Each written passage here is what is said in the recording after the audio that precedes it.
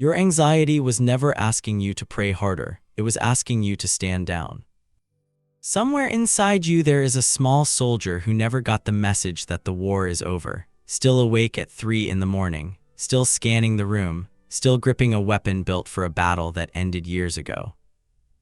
You call it anxiety, your church might call it a lack of faith, but it isn't a character flaw and it was never a prayer deficit. It's a child who was posted at the gate of your life a long time ago, and nobody ever came to relieve the watch. Think about that gate for a second. Every home has one, the place where the world is allowed in or kept out.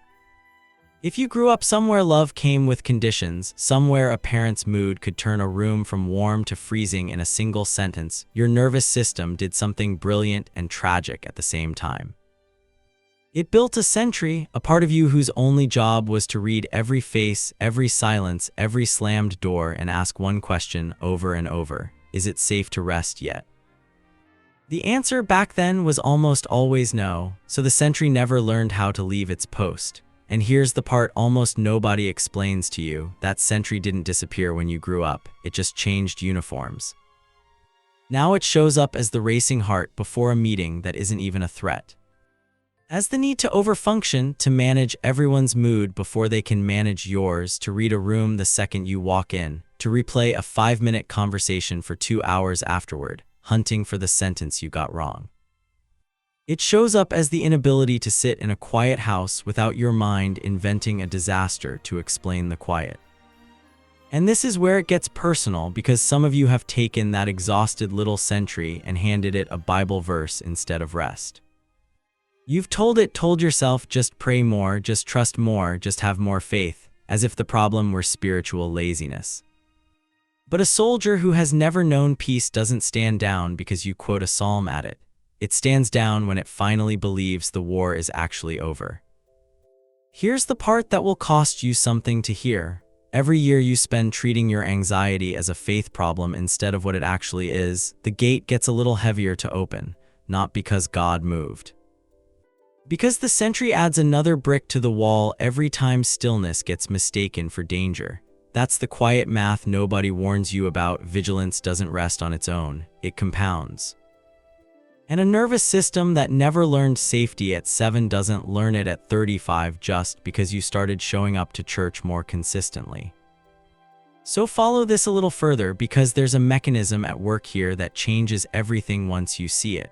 Your body doesn't process the presence of God the way your mind does. Your mind can recite that He is close, that He is good, that His peace surpasses understanding, but the sentry was trained by different teachers. It was trained by inconsistency, by unpredictable anger, by love that could vanish without warning. So when real stillness finally arrives, the kind Scripture calls "be still and know," the sentry doesn't read it as safety.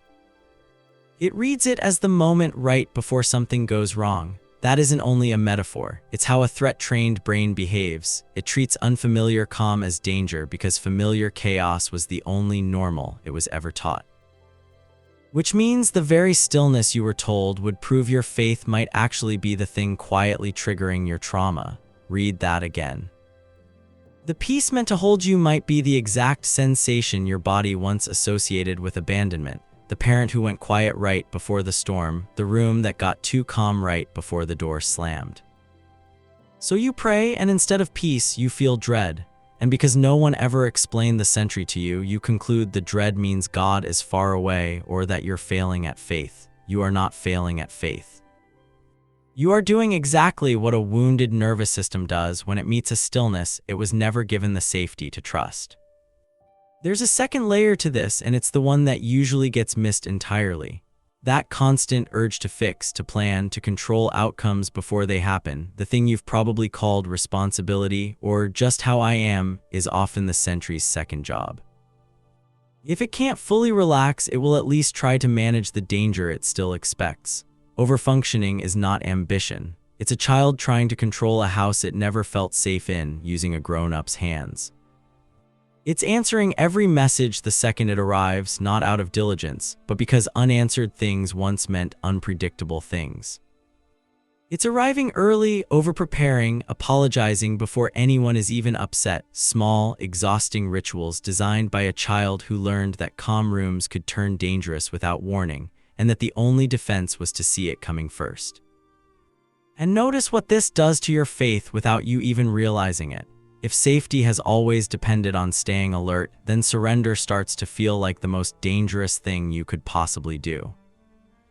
Letting go, resting, trusting, the very things your faith keeps asking of you register in the sentry's mind as putting down the last weapon in an unfinished war. So you don't resist God out of rebellion. You resist him out of self-preservation because somewhere underneath the theology, a small voice is convinced that vigilance is the only reason you've survived this long. This is the moment everything reorganizes. Because if the racing thoughts, the overfunctioning, the compulsive need to control outcomes were never a prayer problem, then no amount of spiritual striving was ever going to fix them. You cannot outpray a nervous system that has never once been told, from the outside in a body by a safe presence, that it's allowed to put the weapon down. Willpower cannot do what safety does. And that changes the entire question you've been asking. It stops being, why can't I trust God more, and becomes, who was supposed to teach my body what safety felt like and what happens now that they didn't? Here's where it all meets: the ache in your chest, the theology you were taught, and the biology no one explained. Because Scripture never once describes the Father as a distant commander barking orders at an exhausted soldier, it describes him coming to the gate himself, not to inspect the wall. Not to check if you prayed correctly today, to relieve the watch. The invitation was never fight harder. It was, you don't have to guard this alone anymore. The tragedy isn't that your inner child doubts God. The tragedy is that your inner child has never once been introduced to him without a weapon still in its hand. And here's the part that should genuinely unsettle you in the best possible way. Healing doesn't come from information. You already know intellectually that you're safe. The sentry doesn't care what you know, it cares what your body has felt over and over enough times to believe it, which means the way forward isn't more knowledge about God's love. It's repeated, felt moments where stillness doesn't lead to disaster, where the silence stays warm and nothing bad happens after all. Each one of those moments is a brick quietly removed from that wall, not knocked down all at once, removed one lived experience of safety at a time. So if you've spent years wondering why your faith doesn't seem to touch your anxiety, here's the truth underneath the truth. It was never meant to work like a switch. It was always meant to work like a relationship, the same way a frightened child doesn't calm down because someone shouts, "You're safe now," from across the room.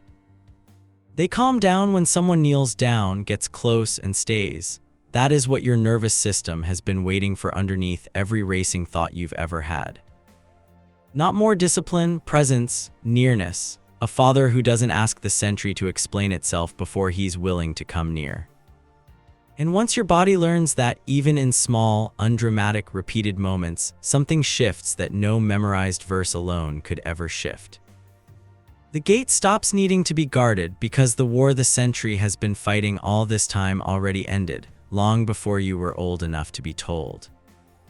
Which leaves one question still standing quietly at that gate, not whether God is near, but whether the version of him your inner child was ever introduced to was the real one at all.